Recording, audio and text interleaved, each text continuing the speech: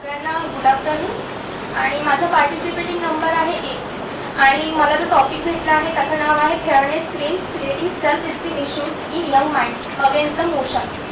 मला एक गोष्ट सांगा, आपण भारतामध्ये राहतो, आपण प्रत्येकजण हा इंडिपेंडंट आहे, आपण लोकशाहीमध्ये राहतो, तर मला स्वतःचे निर्णय घेण्याची क्षमता असायला पाहिजे की नसायला पाहिजे। मी जे काही निर्णय घेत आहे ती मी माझ्या स्वतःच्या रिस्पॉन्सिबिलिटीवरती घेत आहे, तर मग माझ्या या निर्णयांना मान्यता असायला हवी की नसायला हवी। आणि मला एक गोष्ट सांगायची आहे की आपण भारतामध्ये राहतो जिथे समाजाला खूप जास्त महत्त्व आहे आणि मी एकटी राहू शकत नाही। नोबडी कॅन लिव्ह आयसोलेटेड, तर मला तर समाजामध्येच राहावं लागेल ना। आणि आपल्या समाजाची मानसिकता एवढी विचित्र झालेली आहे की समाज म्हणतो की लोकांची सुंदरता ही कशी ओळखायची, तर लोकांच्या स्किन कलरवरून, ही समाजाची आजची मानसिकता आहे। आणि आता फॉर एक्झाम्पल मी माझ्या शाळेमध्ये गेली आणि माझा स्किन टोन हा खूप डार्क आहे आणि माझे फ्रेंड्स मला त्यावर टॉन्टिंग करत आहे आणि माझं सेल्फ इस्टीम कमी करत आहे, म्हणजे ते मला टॉन्टिंग करत आहे, त्यामुळे जर माझं सेल्फ इस्टीम कमी होत आहे तर मी अल्टरनेट काय ऑप्शन चूज करेन। ऑफकोर्स मी फेअरनेस क्रीम्सकडेच जाईल आणि मग फेअरनेस क्रीम अप्लाय करून समजा मी थोडी फेअर दिसत असेल आणि ते मला ॲक्सेप्ट करत असेल तर why should I not use that fairness cream. आणि मला सांगा, सगळे म्हणतील की फेअरनेस क्रीममुळे आपली त्वचा खराब होते, मला मान्य आहे, पण आता सध्या रामदेव बाबांनी पतंजलीची नवीन fairness cream, herbal fairness cream सुरू केलेली आहे, ती पण मी यूज करू शकते ना। आणि मला एक गोष्ट सांगा, आपल्या ज्या हिरोईन्स आहेत त्या समजा without makeup, without fairness cream तुमच्यासमोर चलचित्र मोठ्या स्क्रीनवरती येतील तर तुम्ही त्यांना ॲक्सेप्ट कराल काय?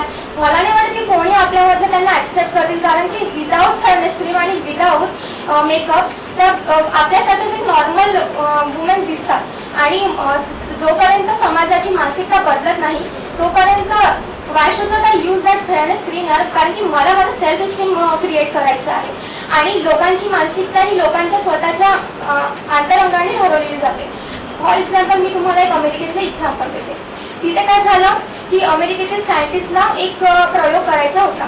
एका कैद्याला घेतला आणि कैद्याला वाटलं की तुला फाशी होणार होती पण आता तुला फाशी देणार नाही, आम्ही काय करू, तुझ्यावरती एक विषारी साप सोडू आणि मग त्या विषारी साप तुला चावेल आणि तू मरून जाशील, ठीक आहे। तर त्यांनी काय केलं, तिथे विषारी साप आणला आणि तो जो कैदी होता त्यांनी घट्ट डोळे बंद करून घेतले आणि या सायंटिस्ट लोकांनी काय केलं, त्या विषारी सापाला त्याच्यावर सोडलंच नाही, 2 टाचण्या घेतल्या आणि त्याला टोचल्या। झालं काय, तो मेला अक्षरशः। काय झालं, कारण की त्यांनी स्वतःची मेंटॅलिटी त्याची अशी बांधली होती की नाही साप, कारण की समाज सांगतो अरे सगळे साप हे विषारी असतात, अरे पण तसं खरं नाही आहे, सगळेच प्रजातीचे साप हे विषारी नसतात, तर त्यापैकी काही हे विषारी पण नसतात। आणि त्यामुळे काय झालं, त्याची मानसिकता अशी झालेली होती की त्यामुळे त्या टाचल्यामुळे तो मेला, त्याचे हॉर्मोन्स असे क्रिएट झाले की तो मरण पावला। तर मला समाजामध्ये राहायचं आहे, माझा समाज जोपर्यंत मला सपोर्ट करत नाही, कारण की समाजाची आपल्या मानसिकतेकडे खूप मोठी अभिक्रिया घडत असते आणि समजा मला सेल्फ इस्टीम डेव्हलप करायची आहे आणि हा मला एक पर्याय दिसून राहिला आहे, तर why should not I use यार, कारण की मला असं वाटतं की स्वतःचं इंडिव्हिज्युअल इंडिपेंडन्स एक असते आणि त्यामुळे मला असं वाईट वाटत नाही की समजा मी फेअरनेस क्रीम यूज करत असेल तर।